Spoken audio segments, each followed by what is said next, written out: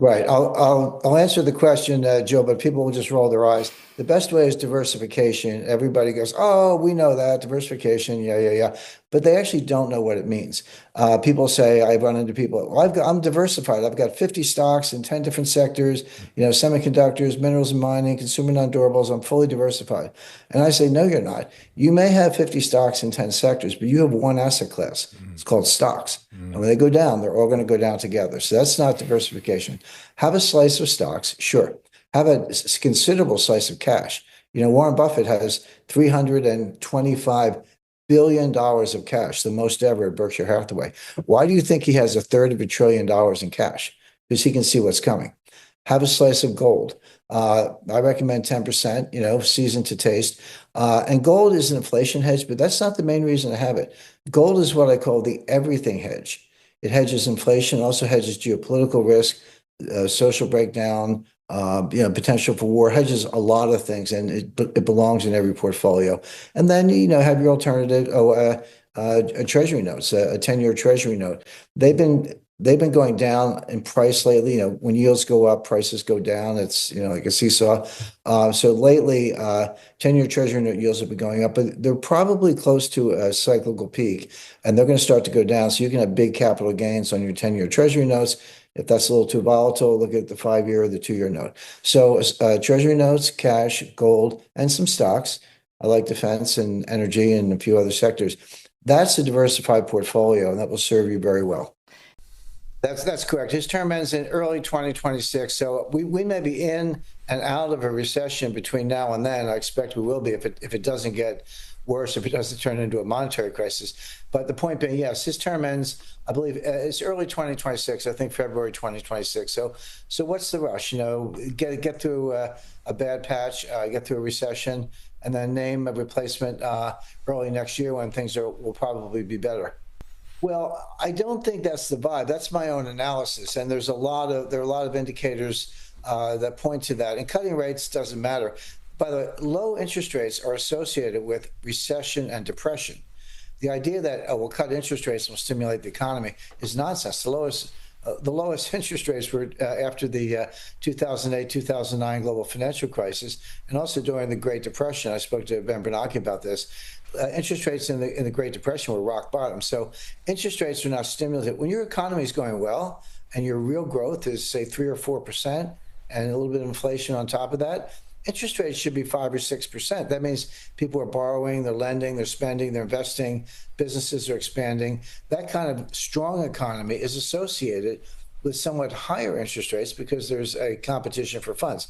When you see interest rates below 2%, maybe even 1% or lower, and that's where they're headed right now, that's a sign of recession. But there are many other signs without getting too technical, what they call swap spreads. Why would I take a lower interest rate from a bank than I can get from a federal U.S. Treasury security? Well, the answer is because the bank deal is off balance sheet. That shows you that bank balance sheets are constrained. They're reducing their balance sheets. And as I said earlier, the Fed puts on a good show, but it's just a show. The money that counts, that's loaned and spent and invested and drives the economy, doesn't come from the Fed. It comes from commercial banks. And right now they're pulling in their horns. No, and you're right about the first thing. The dollar has gone down in value, but it was from a pretty high level, not the highest. The highest of all time was January 1985. That's when Baker had the Plaza Accord. But it has come down. It come down in the last several months. You're absolutely right about that. But that's from a fairly high level. So the dollar is still very strong. But that is a different metric than the status as a global reserve currency. And I explain to people, there's no such thing as a global reserve currency.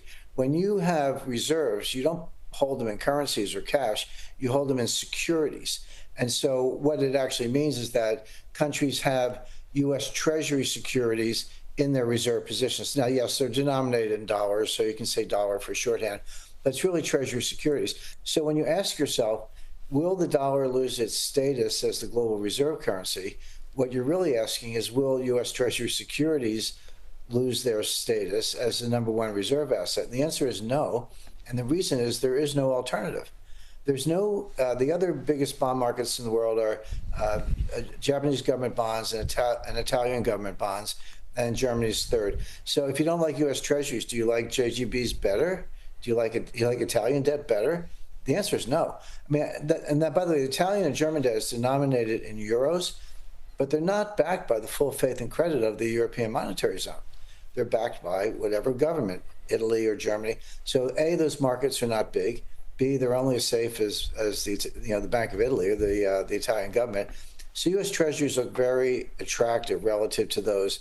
Even in a world where the dollar is going down in terms of exchange rates, the U.S. Treasury is not, Treasury securities market is not threatened as the leading global reserve asset, is the way I would put it. One of the reasons that the mainstream economists, who actually know very little about economics, they've got a lot of flawed models, but one of the reasons they were saying it was going to tank the economy, there were a couple of reasons. Number one, that tariffs would cause inflation. Because you put a tariff on a good that raises the price, that's going to cause inflation to consumers, and that's going to then the Fed will have to keep interest rates where they are, maybe raise interest rates, and that was going to slow down the economy. Now that's their analysis, but it's completely wrong. And here's why: when you have tariffs, basically you've got three parties involved. You've got an exporter, let's say they're in China, but it could be elsewhere. You've got an importer. And you've got a consumer who buys the end goods. So the three, maybe more, but at least three parties. The one who actually writes the check and pays the tariff is the importer. At the port of entry, they receive the goods, they got to pay the tariff, and that's that. But it doesn't end there. The question is who actually bears the cost?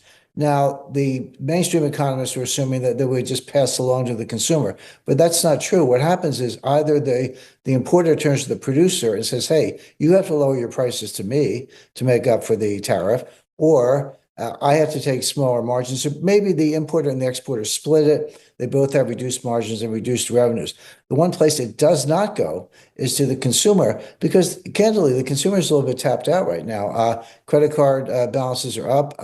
Credit card defaults or delinquencies are up. Auto loan delinquencies are up. So if you could raise prices to consumers, you would just do it. You wouldn't need a tariff as an excuse. So the point being, tariffs don't cause inflation. They will not cause higher interest rates.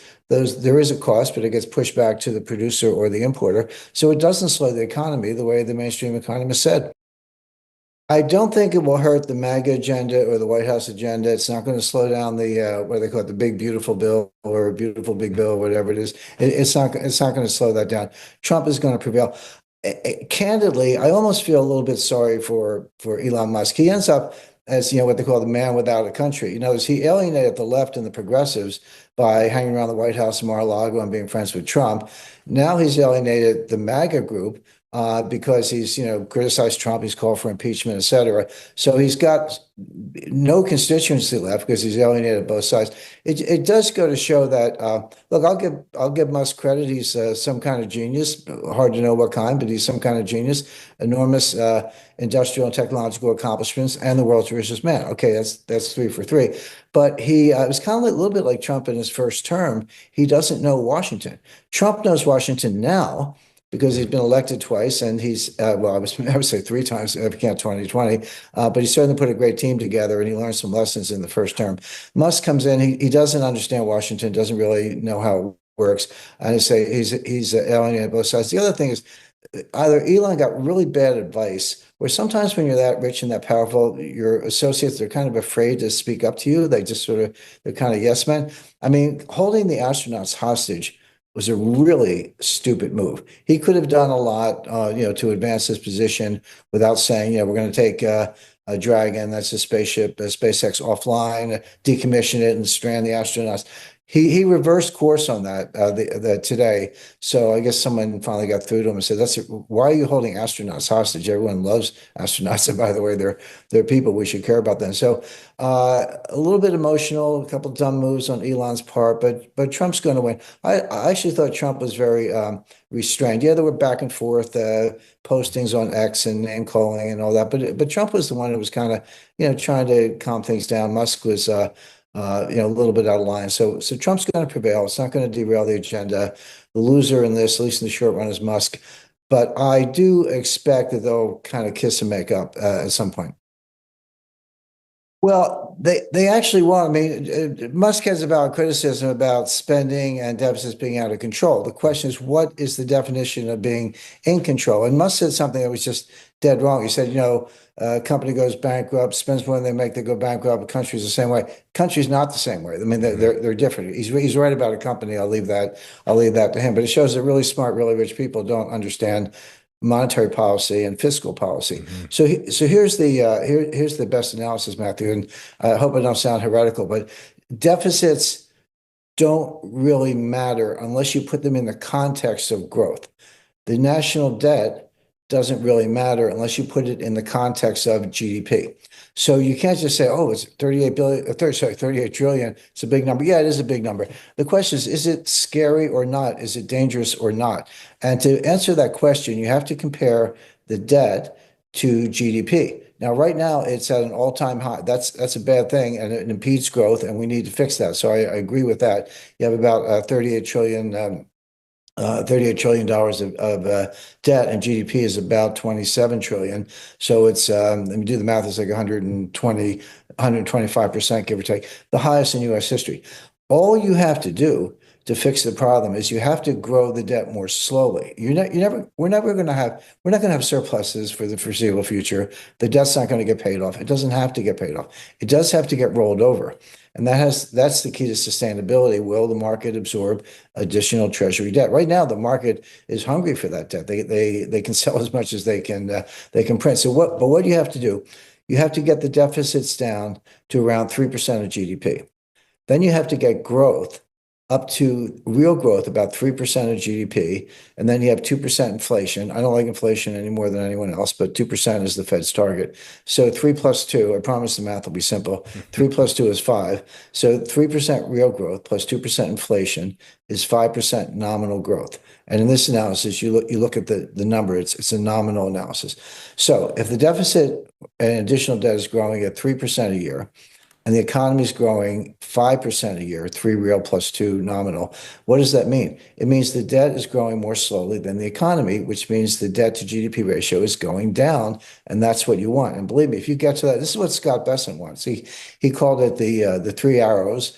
Before he was named Secretary of the Treasury. I haven't heard 3 hours lately, but 3 hours lately, but it's 3% deficits, 3% real growth plus two inflation and 3 million barrels of oil a day. He called it the 3 hours. If you can do that, the markets will cheer. The Treasury will be able to sell all the debt they want. Now, it's not easy. The math is easy. Doing it is not easy. But my point is, you're never going to pay off the debt, and you're not going to make the deficits go away. You just have to grow deficits more slowly than you grow the economy, and that will solve the problem. Gold and silver have once again captured the spotlight as America teeters on the edge of unprecedented financial and political instability. With Donald Trump's recent surge in polling numbers despite multiple legal challenges, and the U.S. economy walking a tightrope of inflation, rate uncertainty, and record-breaking debt levels, it has become abundantly clear that the fiat system, rooted in endless money printing and blind trust, is broken. Gold and silver are not just alternative investments anymore. They are lifeboats in a storm of economic and institutional collapse. Every fiat currency in history has eventually failed. The US dollar, once backed by gold, now floats on the whims of policymakers and central bankers. The Federal Reserve claims to fight inflation, yet it created the very problem with years of near-zero interest rates and trillions in stimulus. And now, with CPI inflation numbers still sticky and consumer sentiment in freefall, they've cornered themselves into a lose-lose situation. Raise rates and tank the economy, or ease and ignite another inflation wave. Either way, fiat suffers. But physical gold and silver, finite, real, and time-tested, thrive. In the last few weeks, silver has quietly outperformed many other assets, pushing past key resistance levels while being largely ignored by the mainstream media. Gold, too, is testing all-time highs amid global central bank accumulation. Why are nations like China, Russia, and even Poland buying tons of gold while telling their citizens to hold cash? Because they know what's coming. They know the dollar is losing its dominance and that the next financial system won't be built on paper IOUs. It will be anchored to something real. Trump's return to the headlines isn't just about politics, it's about economic sentiment. His recent statements slamming the Federal Reserve and calling for a return to sound money are echoing louder than ever. Trump understands that Americans are losing faith in the institutions that manage their money. Confidence in the Fed is near all-time lows. The Treasury is issuing debt at a breakneck pace. Social Security is on track to go bankrupt. Meanwhile, the stock market continues to float on speculation, artificially supported by Fed jawboning and tech hype. But beneath the surface, cracks are forming. Young investors are waking up. They're beginning to see the trap. Save in dollars, and you're guaranteed to lose purchasing power. Trust in stocks and crypto, and you're subject to manipulation and regulatory whims. The only assets with a 5,000-year track record of preserving wealth through every war, recession, and regime change are gold and silver. And right now, silver is arguably the most undervalued strategic asset on Earth. Not only is it a monetary metal, but it's also essential in solar panels, electric vehicles, and industrial applications. The supply is shrinking while demand is surging. This is not a speculative narrative. It's a supply chain reality. Meanwhile, America is sleepwalking into another debt crisis. With over $34 trillion in national debt and interest payments now rivaling military spending, the writing is on the wall. The government has no plan to pay it off. The only tool they have left is inflation, silent theft through currency debasement. If you're holding dollars, you're the victim. Every printed dollar makes your savings weaker. Every stimulus check, every bailout, every new government program funded by the printing press, it's a transfer of your wealth to the state. Look at the banks.